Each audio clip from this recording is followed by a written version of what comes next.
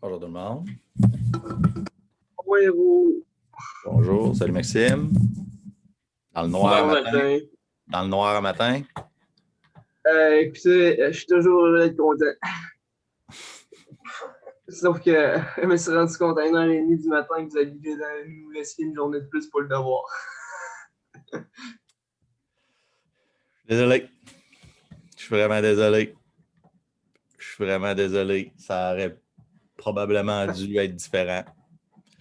Tout ce qu'il faut pour sauver la planète du futur. Comment? Tout ce qu'il faut pour sauver la planète du futur.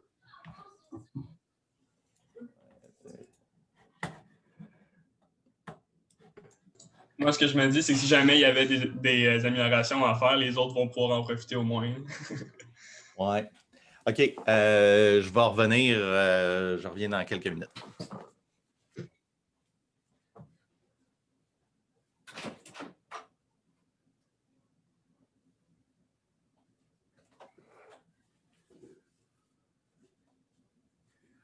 En lecture de Bible.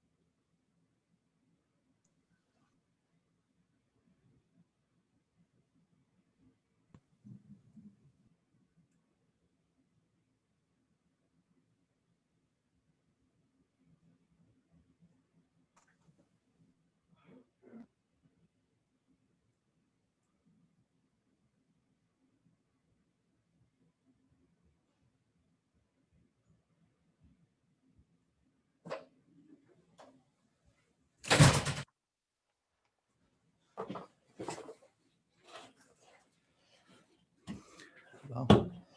Juste attends. iPad. On est combien? 30? Bon matin, bon matin. Je vais continuer à laisser ça là pour que le monde le voit, mais j'ai d'autres choses à faire pendant ce temps-là. Bon matin tout le monde. Laurie. Jean-François, Laurence, Justine. Bon, attention, comme ça. Maxime, on peut déjà jaser ça tantôt. Bon, là, le son devrait être bien comme ça. Il y en a des affaires à faire le matin. OK.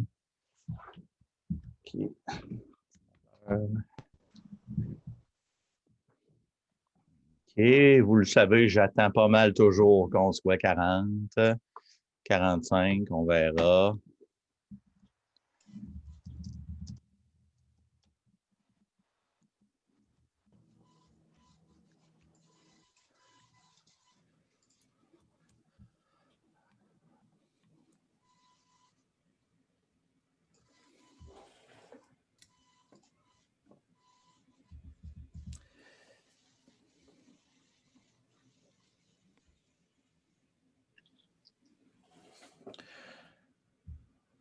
Bon.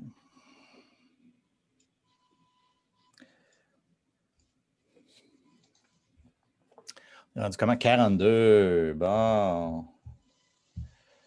Comme ça ici. OK, comme ça. Comme ça. Bon, ça s'en vient, ça s'en vient. On y arrive. Bon. 47. Et que c'est beau. OK. Bon, je ne suis toujours pas capable de trouver le mute sur mon iPad. On va vivre avec. Bon, comme ça ici, comme ça ici. Bon. Bon matin tout le monde. Aujourd'hui, on est le 4 décembre. On est le 4 décembre. J'ai, heureusement pour certains, malheureusement pour d'autres, je suis désolé, mais hier, j'ai ajusté la date de remise du devoir, avoir reçu quelques demandes. Bon, je sais que c'est tannant de budgéter son temps puis d'arriver à la dernière minute puis tout d'un coup qu'il y ait un changement. Vous pouvez le remettre jusqu'à ce soir. Je ne vous conseille pas d'étirer la sauce jusqu'à ce soir. Vous avez d'autres devoirs en MECREL et en PM2. Il faut vous continuer d'avancer, mais je me disais que ça allait probablement, que ça allait en aider quelques-uns, puis que les autres qui avaient budgété leur temps sans problème, bien, que vous alliez le remettre tout simplement ce matin. C'est à votre choix. S'il y en a qui restaient, qui avaient des questions, vous pouvez toujours vous me contacter et m'envoyer vos courriels. Bon, c'est ça, tantôt j'étais parti, non? C'est pour ça que ça dit que je serai de retour dans quelques minutes. Vous ouvrez vos turning points, j'ai des petites questions pour commencer. Puis des feuilles de papier, des crayons, parce qu'on a des petits problèmes, pas nécessairement super difficiles, mais des petits problèmes pareils. Je regarde, quelqu'un semble m'avoir dit quelque chose dans le chat. OK. Oui, puis normalement, dans le cours, là, il y avait quelques années, le plan, c'était d'avoir une partie de probabilité statistique dans le cours de PM1, ce qui n'est pas vraiment possible parce que ça ne rentre pas. Imaginez-vous s'il fallait que je fasse des stats en même temps. On arrive à peine dans le temps avec toute l'algèbre vectorielle, puis l'algèbre linéaire. Donc, on n'a pas vraiment le temps, mais les probes et les stats, moi, ça m'a toujours passionné. Puis, ben, c'est ça, saviez-vous que dans un groupe de 21 personnes, il y a une chance sur deux que 2 personnes aient la même fête? Hein? C'est quand même assez impressionnant. Puis là, je reprends Thomas qui dit dans le chat, c'est ma fête, si on en croit ce qui est écrit en bas, il est supposé avoir au moins une autre personne qui a sa fête aujourd'hui. Pas tout à fait, mais il y a probablement, parce que ce n'est pas ta fête que c'est certain qu'il y a quelqu'un d'autre, mais bien une fête. Fait que moi, à un moment donné, on devrait juste vérifier ça pour le fun, mais il devrait avoir la probabilité qu'il y ait 2 personnes qui ont la même date de fête dans le groupe est extrêmement élevée. Donc, un jour, peut-être, on s'amusera à faire ça. pas nécessairement la même année, mais au moins le même jour. Bon, ben voilà. Puis j'ai failli y arriver en retard avec mes gars qui voulaient jouer au Beyblade encore un matin. Hey, ils se sont mis un cadran. Ils se sont mis un cadran pour pouvoir jouer, puis se lever de bonne heure, puis jouer à ça. Puis Laurence et Cyprien sont nés le même jour. Bon, ben voilà. Hein, c'est... Bon. Donc, ben, on va se lancer, en fait, tout de suite. C'est quoi notre plan pour aujourd'hui? Hein? Quel est notre plan pour aujourd'hui? J'ai fait une minuscule petite introduction mercredi pour le fameux opérateur Nabla. Okay? Le fameux Nabla que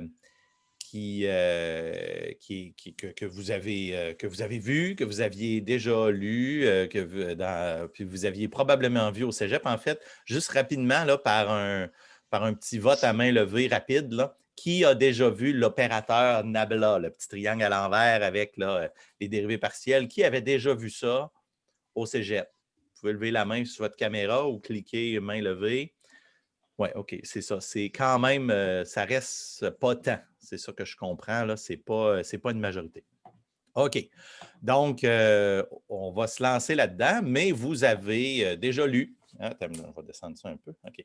Vous avez déjà lu dans le chapitre 16. Puis il y a une longue partie jusqu'à 16.6. C'est essentiellement uniquement des définitions puis des exemples de calcul avec ces définitions-là. Donc, le fameux opérateur Nabla, on dit que c'est un opérateur. Pourquoi? En fait, bon, je peux bien commencer mes diapos, hein, tant qu'à y être. Bon, ça, c'est plus mes diapos. Voilà, ça, on enlève ça. On ouvre ça ici. On tasse ça, ça n'a plus besoin d'être là. On ouvre les diapos.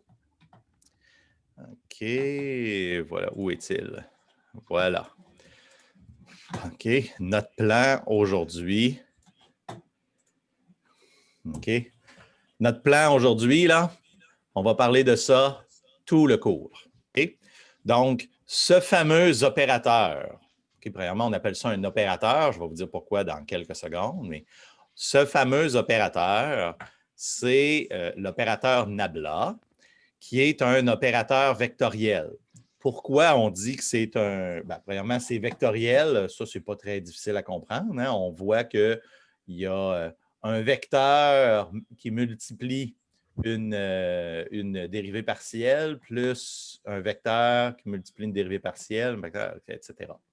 Puis, vous comprenez que ici, c'est juste, on l'appelle l'opérateur dérivé partiel parce qu'on ne sait pas sur quoi ici, là, on voit qu'il n'y a pas de... Il n'y a pas de fonction sur laquelle ça s'applique. C'est pour ça qu'on va appliquer l'opérateur. On va appliquer Nabla sur quelque chose. Puis, c'est ça qui va nous donner un calcul, par exemple, un gradient, une divergence, un rotationnel, etc. Donc, cet opérateur-là, il est central à beaucoup, beaucoup de choses en physique. Pourquoi? Parce que, si on le regarde, qu'est-ce qu'il veut dire cet opérateur-là? Okay? En passant, moi, je l'appelle Nabla. Je le sais qu'il y en a des fois qui l'appellent Del. Il y en a qui l'appellent Del là, dans les livres en anglais. J'ai souvent vu ça. Puis il y a d'autres livres, là, ça c'est assez rare, c'est surtout des vieux livres, mais que le triangle est à l'envers. OK? Puis c'est un delta. Moi, je trouve ça épouvantable, mais coudonc, ça arrive. Donc, puis il y en a des fois qui mettent un vecteur au-dessus, OK? Qui vont mettre triangle Nabla avec un petit vecteur au-dessus, juste pour insister que c'est un opérateur vectoriel, mais ce n'est pas nécessaire. Moi, je ne le mets pas, c'est trop lourd pour rien. Il n'y a aucune ambiguïté à définir parce que le triangle à l'envers, ça va toujours représenter ça pour nous. Donc, pas d'ambiguïté, puis il n'y a pas de petit vecteur sur le dessus. La définition ne change pas. Donc, je reviens au fameux opérateur. Okay, je ne poserai pas la question qui a fait ces lectures. Je suppose que c'est tout le monde, mais je suppose aussi que ça se peut que ce ne soit pas tout le monde. Donc, j'imagine que ceux qui ont fait un peu de lecture, c'est que vous avez commencé votre lecture, puis vous avez au moins vu la définition. Les choses à remarquer de cet opérateur-là, c'est que, regardez que c'est la dérivée partielle avec le vecteur i ou x chapeau dans la même direction. Donc, l'opérateur, il va nous donner le taux de variation d'une fonction de quelque chose dans une certaine direction.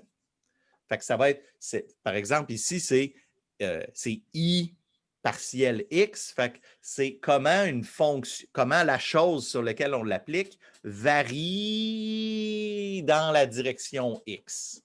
OK? Fait que là, on va y revenir. OK? Puis l'autre chose qui est très importante, puis ça, je vais le dire à la fin de la deuxième heure, mais d'avoir la dépendance des champs dans les directions X, Y et Z, c'est très important en physique, en électromagnétisme, en mécanique des fluides, en physique statistique, ça va revenir, ça revient tout le temps. Mais il y a quelque chose de particulier à la définition ici, c'est vraiment les dérivés par rapport à X, par rapport à Y, par rapport à Z. Parce qu'on vit dans l'espace réel. Hein? On vit dans l'espace 3D X, Y, Z.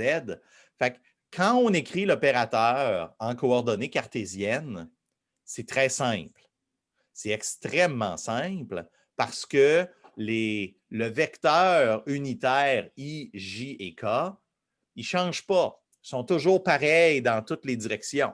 Donc, si je prends des dérivés puis que j'ai un vecteur I, ben, ce n'est pas compliqué. Hein? Puis ma variable X, ben, c'est une variable indépendante qui ne dépend pas des autres. Quand on va arriver pour le mettre en coordonnées cylindriques, à la fin de la deuxième heure et dans votre cours d'électromag avec Louis Archambault, il y a la moitié de la classe qui va faire un saut, qui va dire hein, « Comment ça? Comment ça que c'est plus compliqué? » On va en discuter pourquoi c'est plus compliqué, parce que ça a de l'importance. Vous avez maintenant bien compris que le choix de coordonnées dans un problème, c'est important parce que si les coordonnées épousent bien la forme de notre problème, les limites des intégrales, les surfaces de paramètres constants sont plus faciles à écrire puis à contrôler, à écrire puis à calculer. OK? Donc, même si la façon que je vous dirais qui est la plus naturelle d'écrire l'opérateur Nabla, c'est vraiment en coordonnées cartésiennes, des fois, il va falloir l'écrire en coordonnées cylindriques et en coordonnées sphériques. Et, comme vous avez probablement vu dans la section 16.7, ça peut être assez cauchemardesque. OK? Mais c'est important de le savoir parce que des fois, c'est cauchemardesque, mais c'est essentiel. Okay? L'année passée, j'avais moins insisté sur cette partie-là dans le cours, mais Louis et les étudiants de l'année passée m'ont dit non, il faut en parler. Quand on arrive en électromag, on ne s'en rappelle plus. Donc, je vais en parler. OK. Donc, là, je saute les petites affaires que j'avais présentées la dernière fois, mais finalement, aujourd'hui, on parle de la divergence, du gradient, la dérivée directionnelle qui est quand même un concept dérivé du gradient, et le rotationnel, le laplacien, et surtout l'utilisation de Nabla en coordonnées curvilignes. Mais avant de se lancer là-dedans, on va faire un petit peu de petites questions turning point. Donc, j'arrête ça ici, je reviens ici, je vais partager mon écran 1, qui est ici, voilà. OK. OK, mon rendez-vous avec le doyen est à ennemi. Mes questions. Turning point, où es-tu? Voilà. OK. Donc, vous devriez, oui, vous voyez mes choses. On va tout faire enlever les affaires comme ça. Bon. OK. Oh, il ne faut pas que le monde voie les réponses quand même. Bon, j'arrive ici. Ce ne sera pas long, j'y arrive. Bon. Polling, gênable. Phi 1001. Donc, vous ouvrez vos téléphones, vos ordis, toutes les petites choses qu'il faut ouvrir pour faire du turning point. Et on arrive à polling. Ça ici. Anywhere polling. Et voilà. Bon. OK. Maintenant, ça, c'est comme ça. Bon. OK. Donc, Ben voilà, j'ai quelques questions, juste pour être certain que tout le monde se comprenne. OK? On va y aller de façon simple. La température, T, fonction de x, y, z, définie partout dans l'espace, est un champ scalaire ou un champ vectoriel? Bon, on commence, on se réchauffe. C'est pas très compliqué, là. On se réchauffe. Pendant que vous répondez à ça, moi, je suis en train d'ouvrir mon Greenberg. Quel livre excellent! Vous ne vous rendez pas compte comment il est excellent. Il faudrait que je vous montre l'espèce de cochonnerie là, pendant que vous répondez. Là. Il y en a qui entendent parler de ça. Là. Moi, j'ai étudié avec le Kreisig, qui est un méchant plat de cochonnerie. Bon. Un méchant fossile. Comment, pardon? C'est un fossile. Un postile. Un fossile. Le manuel. Ça date de quand? Ah, un fossile, j'entendais. J'aime mieux pas parler de la date, mais ça a été mentionné dans le devoir.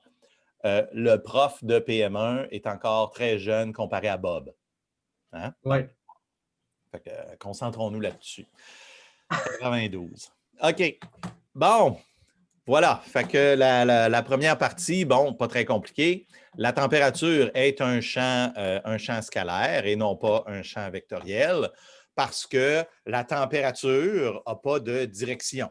OK? La température n'a pas de direction. C'est une valeur, puis il y en a une partout. OK? Fait que ça c'était facile. Maintenant, le potentiel électrique, qui est la source du champ électrique. C'est à partir du potentiel électrique qu'on peut avoir le champ électrique.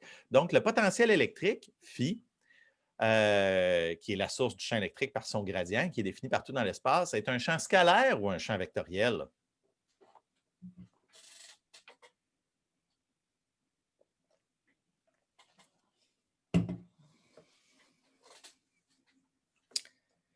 Mon crayon, ça ici. OK, je suis prêt.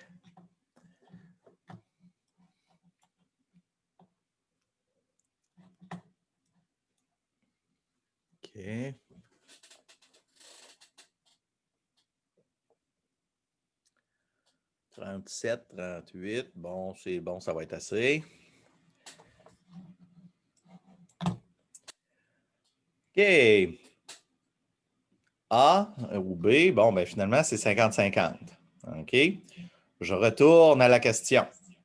OK, clairement, ben en fait, non.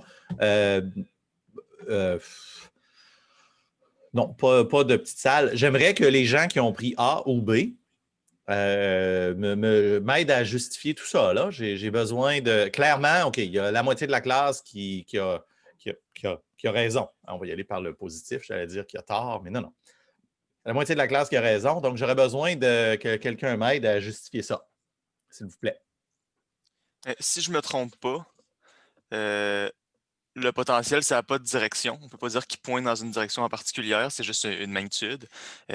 Comme on dit là, c'est le gradient du potentiel va avoir une direction qui va pointer dans le sens du champ magnétique, mais le potentiel en tant que tel n'a pas de direction. Oui, c'est le potentiel. Oui, puis tu as dit magnétique, tu voulais dire électrique. Oui, c'est bon. Tout à fait. OK. Jordan a tenté une réponse qui est peut-être raisonnable. Ça reste à prouver. Là, il y en a, j'imagine, qui ont dit que c'était vectoriel. Est-ce qu'il y en a qui pourraient m'aider? Puis peut-être m'aider à justifier ça? Ben moi, je peux y aller. Là.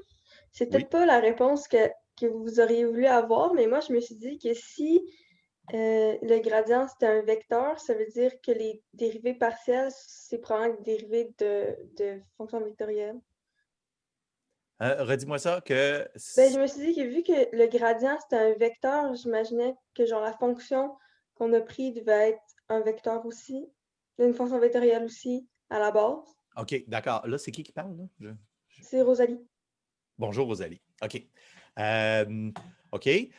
Donc, ce que Rosalie a dit, c'est, ben, puisque le champ électrique, c'est un vecteur, probablement qu'on avait pris le gradient de quelque chose qui était aussi un vecteur. OK? Fait que ça, on va. Est-ce qu'il y en a qui auraient peut-être un contre-argument, un commentaire ou quelque chose à dire à Rosalie? Ou à Rosalie ou à tous les autres qui ont dit champ vectoriel? Je peux rajouter quelque chose. Vas-y, Maxime. Moi, je me souviens du merveilleux théorème de Gauss qu'on servait en électricité et magnétisme. Puis il me semble que si ma mémoire est bonne, ben le flux magnétique, ça c'est le flux électrique, le flux électrique. Fait que c'est un peu la quantité qui passe à travers une surface, exemple, mais ça a des directions parce que le flux de charge électrique il passe par une direction. Fait que justement, exemple, quand on calculait la distribution des charges sur une surface donnée, ben, le sens d'entrée du flux dépendait parce que tu veux calculer après ça l'angle, tu avais l'intégrale de E dA. OK. Fait que là, là, je vois que Laurie a levé la main. Je te laisse-tu parler avant ou je réponds un petit peu à Maxime? Tu peux répondre. J'ai fini. Comment? Tu peux répondre à Maxime. OK. Fait que là, Maxime, il dit mais moi, ça me rappelle le théorème de Gauss puis le flux à travers les surfaces. Le flux, dans le théorème de Gauss, le flux, c'était vraiment le flux du champ électrique. Hein? C'était vraiment le flux du champ électrique qu'on utilise dans le théorème de Gauss. D'ailleurs, on va le faire, on le fait. Le dernier cours, c'est ça qu'on fait. OK? Attendez, je suis en train de m'entrer sur mon ordi. Il ne faudrait quand même pas que ça ferme. OK, comme ça. Donc, là, je te confirme que ce que tu dis, c'est il y a des petits accrochages sur certains concepts, mais c'est vrai que le flux de champ électrique dans une surface, ça c'était un vecteur. Donc, mais là, ici, la question, c'était le potentiel électrique phi, qui est la source du champ électrique par son gradient et qui est dans l'espace, est un champ scalaire ou vectoriel. Donc, la question, c'est sur le potentiel électrique. Ce n'est pas le champ électrique. J'ai fait exprès, en fait, pour poser la question de même. Là. Laurie, as-tu quelque chose à nous dire? Oui, bien, en fait, le gradient, c'est l'opérateur appliqué sur un scalaire. Fait que ça donne comme un peu un indice que c'est un champ scalaire, vu que on parle du gradient, dans le fond. Voilà. OK. C'est tout à fait vrai. Fait que là, ça vient confirmer ce que Jordan avait dit. C'est que quand on dit, là, il y a plusieurs choses ici. Premièrement, le potentiel, ben oui, c'est un scalaire, parce que le potentiel n'a pas de direction. Okay? Le potentiel, c'est finalement le potentiel qui est donné par une charge, ça va être une valeur scalaire qui va descendre pour une charge ponctuelle avec 1 sur R. OK? Puis, quand on prend son gradient, comme expliqué dans le livre, prendre le gradient, ce que ça veut dire, là, c'est là que je sors mon crayon. OK? Là, je vais faire de la place un peu, comme ça ici, comme ça. Oups, ici. Attendez. Voilà. OK? Quand on dit gradient, qu'est-ce que ça veut dire? Gradient, ça veut dire appliquer l'opérateur nabla sur une fonction scalaire. J'avais fait exprès pour poser la question pour qu'elle soit un petit peu mêlante. OK? C'est vrai que le potentiel électrique, à partir du potentiel électrique, on peut calculer le champ électrique. Puis le champ électrique, lui, c'est un scalaire. Juste on recule. Le champ électrique, c'est un vecteur, un champ vectoriel. Mais le potentiel, lui, c'est un scalaire. OK? Donc, dans le cas simple que vous allez voir en électromag, mais quand il n'y a rien qui bouge, okay? Quand il n'y a rien qui bouge, okay? Quand c'est statique, le gradient du potentiel, ça va vous donner le champ électrique, okay? Quand il n'y a pas de dépendance en temps. OK? Bon. Ça, c'est pour plus tard. Donc, quand je dis gradient, Quand je dis gradient, je veux dire nabla sur un champ scalaire. Parfait. Une chose de faite, j'efface ça, comme ça. Maintenant, on va à l'autre question suivante. Excusez, je vais tasser ça pour qu'on puisse voir les questions. Voilà. OK. Donc, le vent et sa direction, définis partout dans l'espace, est un champ scalaire ou vectoriel. Le vent. Le vent. Le vent qui est en fait juste une quantité de particules. Hein? Finalement, c'est des particules qui bougent. Pas très difficile jusqu'à maintenant. On s'en sort bien. Les questions vont peut-être devenir plus compliquées tantôt. OK, on regarde ça. Un beau champ scalaire, très évident. Parfait. OK. Maintenant, le gradient du potentiel électrique. Le gradient d'une fonction scalaire. Est-ce que ça me donne un champ scalaire ou un champ vectoriel?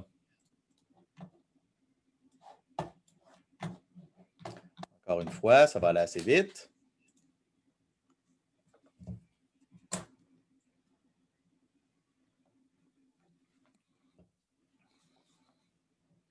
Puis après, je vais écrire quelque chose. En fait, je vais commencer à l'écrire tout de suite.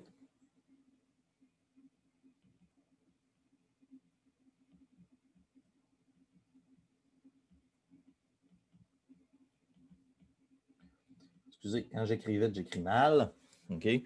Dans les vidéos, là, où je prends mon temps d'écrire sur le petit tableau, là, dans les capsules, là, hey, j'écris tellement lentement. Là. Après ça, je le fais accélérer 4 fois plus vite pour que ça ait l'air de bien rouler. Mais si j'écris lentement, j'écris beau. Quand j'écris vite, j'écris mal. OK. Donc, évidemment, on regarde ça. J'ai aucun doute qu'on va avoir des belles réponses. Parfait. OK? On vient juste d'en parler. Le gradient d'une fonction scalaire, ça doit être vectoriel. Voyons voir. OK? Qu'est-ce que ça veut dire? Imaginez-vous n'importe quoi. OK? J'applique ce fameux gradient-là sur une fonction quelconque de xy. Bien, qu'est-ce que ça va me donner? Ça me donne I, le vecteur I, fois la dérivée partielle de la fonction f, plus J, dérivée partielle Y, plus K, dérivée partielle par rapport à Z. Bien, la dérivée partielle d'une fonction scalaire, ça me donne une autre fonction scalaire, puis ça me donne un scalaire devant un vecteur. Fait que, évidemment, ça va me donner un champ vectoriel. OK? Bon, parfait. OK. Oups. OK. L'expression suivante, je ne suis pas capable de mettre là, tous les paramètres, tous les caractères spéciaux là, dans le logiciel. Là. Donc, l'expression suivante, f de x, y, z, x carré i plus sin y j chapeau est un champ scalaire ou un champ vectoriel. Hein? La fonction f.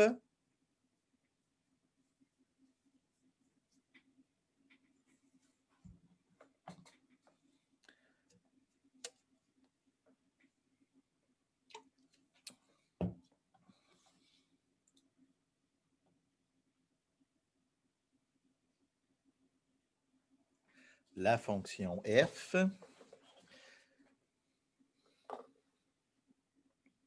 OK, 32. OK, donc, la majorité ont évidemment dit champ vectoriel. C'est un champ vectoriel. Laissez-vous pas avoir par différentes définitions. Hein? Des fois, dans des livres ou dépendamment du formalisme que les gens utilisent, ils peuvent utiliser que phi de x, y, z, ça va être une fonction vectorielle. Puis f de xy, moi, je prends souvent f de xy comme un champ scalaire, mais ce n'est pas obligé, ce n'est pas une nomenclature stricte. J'ai bien le droit d'utiliser le nom de fonction que je veux, puis c'est correct. OK? Parfait. J'ai une autre question encore. Je peux calculer la divergence d'un champ scalaire. Vrai ou faux?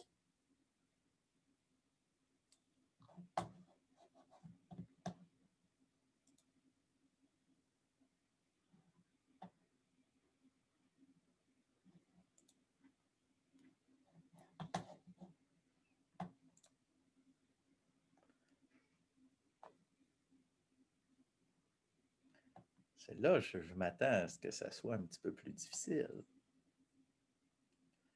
J'ai 30 réponses, malgré le fait qu'on est 57. Tous ceux qui ne se rappellent plus comment faire pour Turning Point, vous ouvrez votre Turning Point, puis vous choisissez Phi 1001 comme session. Là. OK, 34, on commence à se rapprocher. OK. Ah ah ah! Je le savais. OK, donc à peu près moitié-moitié. Je peux calculer la divergence d'un champ scalaire essentiellement moitié-moitié avec une petite tendance vers le faux. Moi, je vous propose qu'on se sépare rapidement. Voyons, je peux savoir, on va rapidement, excusez-moi, se séparer en petits groupes. Je vais faire des salles. Vous allez aller puis on va mettre vraiment juste quelques personnes par salle. C'est 4 personnes par salle. Hop! J'aimerais ça que vous me reveniez avec une argumentation claire puis qu'on soit capable de s'entendre. Si calculer la divergence d'un champ scalaire, ça se peut. Je vous laisse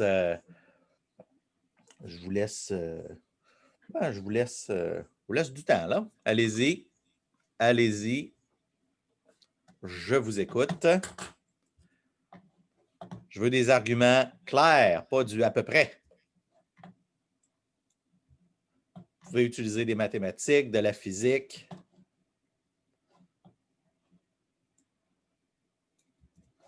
On va fermer ça, toutes ces affaires-là qui n'ont pas d'affaires là. Ça. Bon.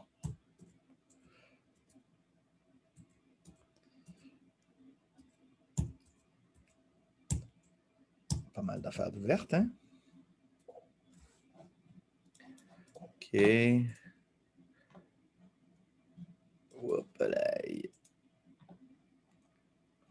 Allez-y, allez-y. Je vous attends à votre retour. Bon. Allez, on va fermer ça. Bon. Allez. On va refaire la question. Ah, non.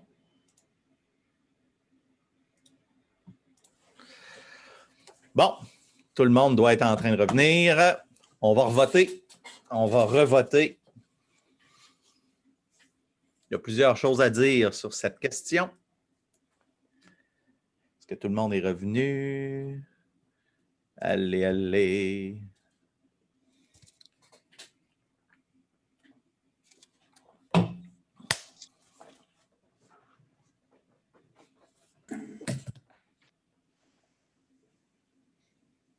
Bon, on va revoter, chers amis. OK, on va revoter. Donc, je peux calculer la divergence d'un champ scalaire, vrai ou faux. Je vous écoute. On revote. Puis après, on parle.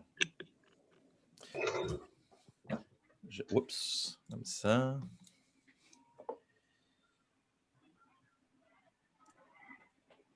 OK.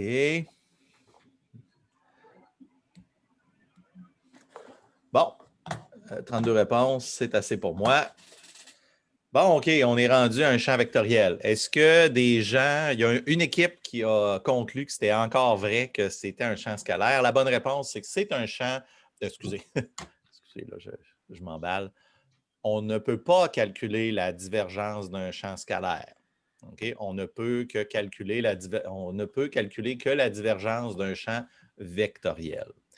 Bon, bien là, comprendre la question. OK? Est-ce que les gens peuvent m'aider à bien comprendre la question?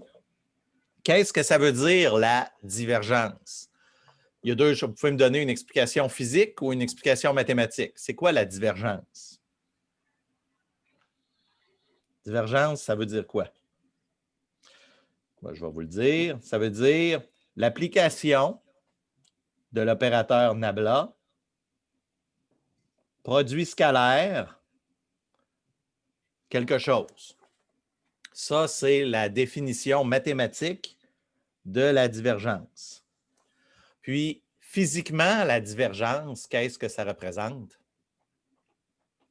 La divergence d'un champ. C'est quoi la divergence? Aucune réponse? OK. La divergence, ça va représenter, OK, ça représente toujours les sources. OK? Quand on a un champ scalaire, et que là, il faut que je prenne mon temps. OK. Bonjour. Quand on a un champ vectoriel, OK? Si j'ai un champ vectoriel, voyons, pourquoi ça ne dessine pas? OK, excusez-moi. Quand j'ai un champ ici, vectoriel, on a dit, bon, ça ici, c'est ça, comme ça. Puis l'autre définition, quand vous voyez divergence, pensez source ou puits. OK? Donc, si un champ vectoriel, c'est des lignes, par exemple, pensez au vent, OK? Ou pensez au flux d'eau dans une rivière, ou le flux de champ électrique que Maxime nous parlait tantôt, hein, le champ électrique à travers une surface. Bien, si je prends une petite surface, puis que je calcule le flux à travers la surface sur une surface fermée, s'il y a une source de ce champ-là à l'intérieur de la surface, ça va me donner une divergence non nulle. S'il n'y a pas de source, ça va me donner une divergence nulle. Donc, en termes de physique, vous voyez le mot divergence, vous pensez source. Puis, en termes mathématiques, vous pensez à l'opérateur Nabla, produit scalaire quelque chose d'autre. Donc, nécessairement, un produit scalaire, hein, le produit scalaire, c'est entre deux vecteurs. Fait que mon opérateur Nabla, c'est un opérateur vectoriel. Je dois l'appliquer sur un champ vectoriel. OK, il me reste juste une petite dernière question, puis après, j'ai des exemples et des choses à vous montrer. Mais j'avais une question, Daniel. Oui, Jérémy, je t'écoute. Mettons là, qu'on prend un point chaud dans l'espace, puis que, dans le fond, ça, est-ce qu'il peut avoir une divergence de ça ou ça marche pas? Comment tu as dit un point chaud? Mettons genre un four, là. Oui. Genre, ça fonctionne pas, trouver la divergence de ça, vu que la température, comme elle se déplace quand même, ça peut être genre un champ. Je comprends ce que tu veux dire. Là, malheureusement, je ne suis pas le meilleur en thermodynamique, mais je comprends ce que tu veux dire. Tu dis, oui, il y a une source de chaleur. OK? Il y a une source de chaleur, mais il n'y a pas une source de température. On est dans les détails de la nomenclature, mais la même chose, c'est la même chose pour le potentiel. OK? On ne peut pas calculer la divergence parce que la divergence, c'est à travers une surface. Puis un scalaire, tu ne peux pas parler d'un scalaire à travers une surface. Mais on va voir vendredi prochain qu'on peut passer de champ à travers une surface à intégrale de volume pour autre chose. OK? Ça, on va le faire. OK? Mais là, donc, pour un four, ce que tu veux dire, c'est que ce n'est pas une source de température, c'est une source de chaleur. Ce n'est pas tout à fait la même chose. C'est pas la même chose.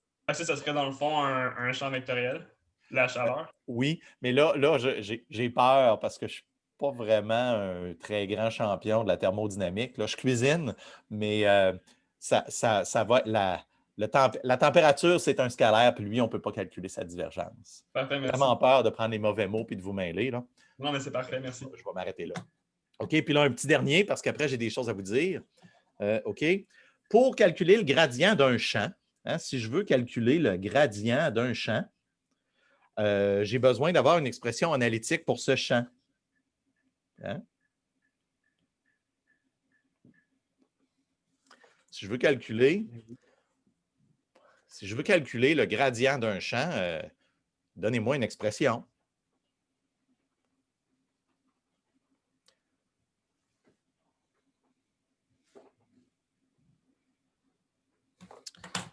Je vais préparer mes diapos qui s'en viennent. Pas celle-là. Hop. OK.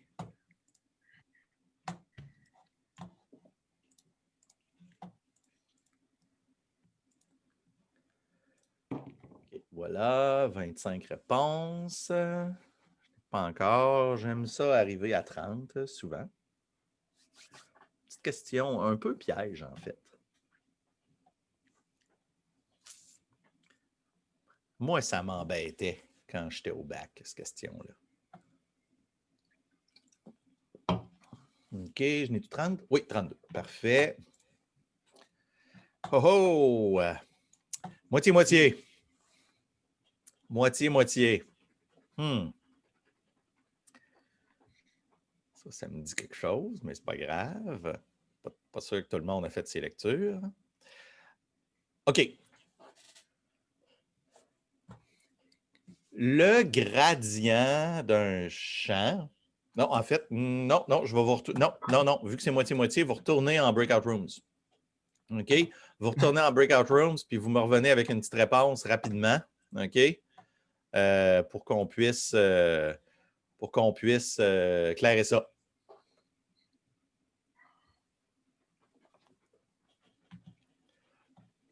Je vous attends.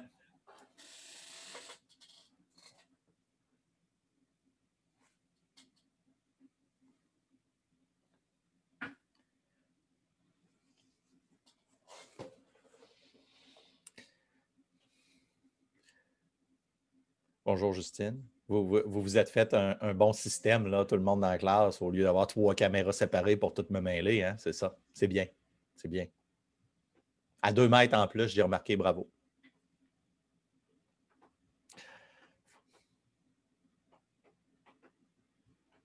Vous pouvez vous faire votre propre petite salle à vous, là. C'est correct.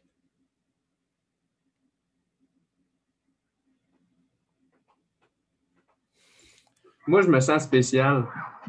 Comment ça? Qu'est-ce que tu as fait de spécial, Maxime? Absolument rien, c'est ça l'idée. Tout le monde est unique. Il me manque un chromosome. Spécial et unique. Bon. Là, j'espère que je vais avoir des bonnes réponses. Là. J'ai hâte de voir. Là.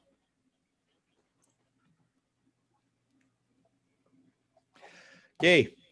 Là, j'ai hâte. Là. Après, on va prendre une petite pause.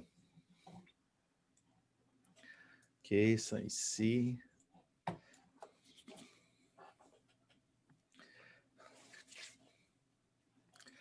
Bon. Le monde doit être à peu près revenu. C'est bon. OK. Fait que là, j'aurais besoin. On va revoter. Hein? On va revoter pour voir. OK. Revotez-moi ça, chers amis. Tiens. Comme ça. Pour calculer le gradient d'un champ, je dois avoir une expression analytique de ce champ. OK. 15 bonnes réponses. 15 bonnes réponses. 15 réponses.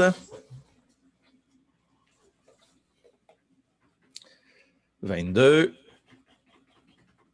28 et 31. C'est un difficile combat. OK? Bon, ben là, j'ai besoin d'entendre. Je vais dire quelque chose. Je vais reposer la question différemment.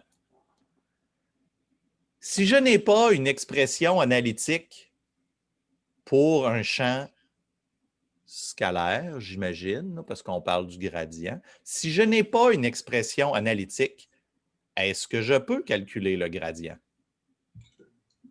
Je peux avancer quelque chose. Bon, ben Maxime, on t'écoute. Écoute, j'ai absolument aucune certitude de ce que je dois dire, ni même si ça a du sens mathématiquement. Mais je me suis dit que si tu n'as pas de fonction continue et dérivable en tout point, ben, tu ne peux pas vraiment étudier son comportement. OK. Est-ce que ça a du sens? C'est un commentaire. On le note. C'est un commentaire pertinent. Oui, et moi, je pense Est-il vrai, est-il faux? On ne le sait pas moi. encore. En fait, ce que tu as dit, c'est vrai. C'est vrai que tu ne peux pas dériver quelque chose si tu n'as pas de fonction analytique. Ça, c'est vrai. Là, Jordan a le goût de dire quelque chose. Il y a Émile qui insiste et qui a la main levée depuis tantôt, hein, d'ailleurs. Je viens d'y baisser la main. OK, vas-y, Jordan, on t'écoute. Je vais laisser Émile y aller parce que je pense qu'il avait levé la main avant moi. Mais je pense, en fait, qu'il avait la main levée depuis 8h30 à matin. Ouais, je pense que j'avais oublié de l'enlever tantôt. Oui, moi aussi, je pense. OK, c'est bon. OK, vas-y, Jordan, on t'écoute. Mais en tant que contre-exemple, j'irai à la section 16.4, exemple 3, où on dit qu'on ne connaît pas analytiquement la température, sauf qu'on a un graphe. On peut quand même estimer le gradient avec les courbes de niveau. Bon. OK. Fait que là, OK, clairement, à la page 770 dans notre livre, il nous disait un petit peu la réponse. Mais je vais le dire autrement. Donc, Jordan, il dit, ben non, j'ai pas besoin d'avoir une fonction analytique parce que dans le livre, il montre qu'on peut calculer le gradient des courbes, d'un graphique de température, puis je n'ai pas la définition de la fonction partout. Ça, c'est quelque chose qui est, moi, je trouve que c'est super important. OK? OK. La réponse à ça, c'est nous n'avons pas besoin d'une fonction analytique pour obtenir un gradient. Le gradient d'une fonction scalaire, c'est vraiment sa variation dans l'espace. C'est sûr, quand j'ai une fonction analytique, je vais m'installer ici, puis je vais faire, puis je vais calculer toutes mes dérivées à la main. Okay? C'est sûr, si j'ai une expression analytique, je vais le faire, c'est ça, je vais le faire analytiquement. Cependant, le gradient d'une fonction, ça reste que c'est un concept physique. C'est sa variation dans une certaine direction, sa variation dans une autre direction, sa variation. Donc, on peut obtenir une approximation en faisant la variation de la fonction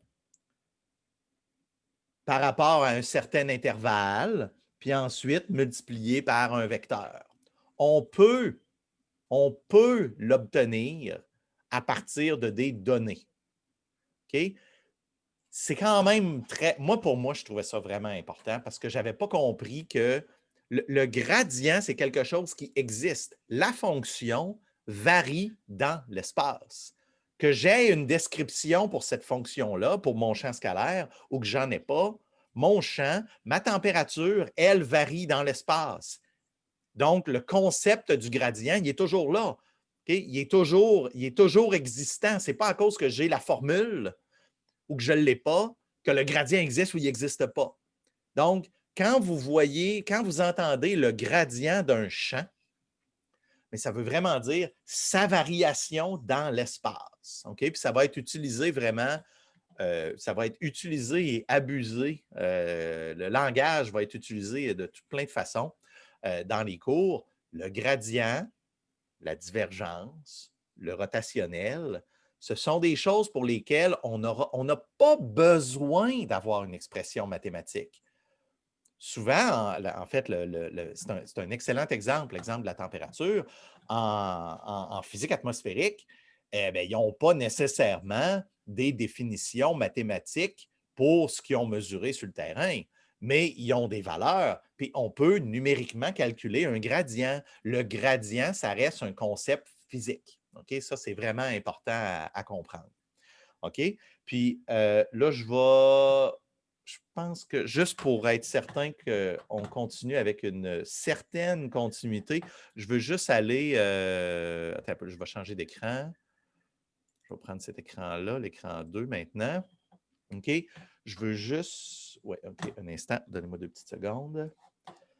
OK? Je veux juste insister sur deux petites choses. OK? 2 petites choses pour les définitions, puis on va aller en pause tout de suite après ça. OK? je veux juste vous rappeler que la définition originale de la divergence, c'était vraiment défini comme une limite sur un petit volume fermé. OK? C'est vraiment une définition physique. Puis, quand on fait la limite, on obtenait par la suite que la divergence, mathématiquement, c'était équivalent à l'opérateur Nabla, produit scalaire, champ vectoriel. OK? Puis là, j'ai un petit dessin. OK? J'ai une petite... juste pour que vous voyez d'où ça vient. OK? C'est une définition physique. Mais quand si j'ai un volume comme ça ici, puis je calcule le flux à travers une surface, le flux à travers l'autre surface, le flux à travers l'autre surface, puis dans toutes les 6 directions d'un petit cube, bien, il faut comprendre que plus je prends, plus je rapetisse le volume, je le rapetisse, je le rapetisse, je le rapetisse, je le rapetisse, jusqu'à ce qu'il soit infiniment petit, mais quand même un volume, bien, regardez en bas ici. Si j'ai un volume, là j'ai fait juste un petit carré, mais imaginez-vous un volume, puis je le rapetisse en X, bien, plus je rapetisse, là, à un moment donné, le flux qui va par là, puis le flux qui va dans l'autre sens, ce qui va rester à la fin, là, si les deux petites surfaces se rapprochent, se rapprochent, se rapprochent, se rapprochent, se rapprochent, à un moment donné, le flux de ce bord-là, puis le flux de ce bord-là, ça va être juste à côté, là, il y a un petit delta X là, par là. Fait que là, si V en X a changé un tout petit peu, puis l'autre bord est un petit peu plus petit, bien, il va avoir un flux net. OK? Fait que c'est pas surprenant à mesure qu'on prend la limite du volume, qu'on finisse vers une dérivée, qu'on finisse par avoir une expression de tout ça. Voyons, je viens de perdre mon pointeur. OK? Qu'on finisse par avoir une expression en différentiel parce que si le flux à travers la surface vers la droite puis le flux pour la surface à travers la gauche, les deux surfaces sont de plus en plus rapprochées, à un moment donné, ça devient essentiellement la définition d'une dérivée. OK? Puis la dernière chose que je voulais dire, ouais, je veux tout de suite aller, excusez, je veux juste le montrer. Oui, voilà. Je veux juste le montrer parce que je suis en train de discuter des sens physiques. Mais pour le rotationnel pour lequel vous devriez avoir lu votre livre, okay, regardez comment on interprète les fonctions. La partie du rotationnel, okay, qu'on appelle le curl de V. Curl, ça veut. Les curls, c'est ce que j'ai sur la tête, hein? C'est des frisous. Okay? Ben, en français, c'est rotationnel. Ben, regardez l'expression pour le rotationnel, okay, quand on le fait selon dans le plan XY. Regardez là, la définition du rotationnel. Regardez, tantôt pour la divergence, on avait. Je vais prendre mon crayon. Excusez. Je retourne. Je prends mon crayon. Ici, là, tantôt, là, quand on était dans la divergence, on avait dVx selon x. Fait que c'était le changement de la vitesse dans la direction x par rapport à x. Mais là, ici, voyons, pourquoi ça n'arrête pas de bouger? Hey! Et que. Pas facile. OK. Bon. Je retourne, j'accroche tous mes boutons au matin. OK. Là, regardez, le curl maintenant, c'est différent. OK? C'est différent parce que là, tantôt, c'était dVx dx. Puis là, maintenant, c'est dVy dx moins dVx dy. OK? Puis regardez, qu'est-ce que ça veut dire dVx dy? Regardez ce que j'ai dessiné ici en bas. OK? Regardez, j'ai un champ selon la direction X, puis je m'intéresse à comment il varie dans la direction, quand moi je me déplace en Y. Okay? Fait que si ici, j'ai un dVx dy qui augmente en grandeur, là j'aurais dû le mettre l'autre bord pour que ça soit positif, je m'en excuse. Okay? Mais on voit que Vx est de plus en plus grand à mesure que je monte. Puis, pour l'autre, pour dvy dx, bien, regardez, à mesure que je m'en vais par là, à mesure que je me déplace en x, mon champ en y, il est de plus en plus grand. Bien, quand je vais avoir les deux ensemble combinés, OK, dvx et dvy dx, bien, quand je les mets les deux ensemble, vous voyez que ça va donner quelque chose qui tourne. Ça va donner quelque chose qui tourne parce que mon champ, il augmente en y quand j'avance en x, puis il augmente en vx quand j'augmente en y. Bien, ça fait quelque chose qui tourne. Encore une fois, OK? Ces choses-là, ça reste des concepts physiques. La vorticité, c'est un concept physique. Qu'on soit capable de l'expliquer avec de la calculer en utilisant des expressions analytiques, c'est très, très bien, mais c'est un concept physique. OK? Ça, c'est vraiment super important. C'est pour ça, quand on va aller faire de l'électromagnétisme, en tout cas, ce ne sera pas moi, là, quand Louis va vous faire de l'électromagnétisme, la divergence des champs, le rotationnel des champs, le gradient des potentiels, ça va revenir tout le temps parce que la base de l'électromagnétisme, c'est vraiment une base expérimentale qui a été obtenue en laboratoire. Puis on a dit, ah, OK, les sources de quelque chose me donnent ceci, me donnent cela. Puis ça a été par la suite exprimé par des limites mathématiquement. OK. Donc, là, mon plan, OK, pourquoi j'ai fait cette petite discussion-là à la fin, puis j'ai débordé le temps un petit peu? Toutes les définitions de gradient, divergence et rotationnel, ce sont vraiment des concepts physiques. On a des expressions mathématiques pour les calculer, mais ce n'est pas nécessaire. Okay? Un champ a une vorticité, que j'ai une expression analytique ou non. Okay? Ça, c'est vraiment très important. Okay? Même chose pour la divergence et le gradient. Okay? C'était ça mon plan. Donc, il y a quelqu'un qui a demandé, c'est quoi une expression analytique? OK, OK, c'est quoi une expression analytique? C'est très important, hein? Je discute de ça depuis tantôt. Une expression mathématique.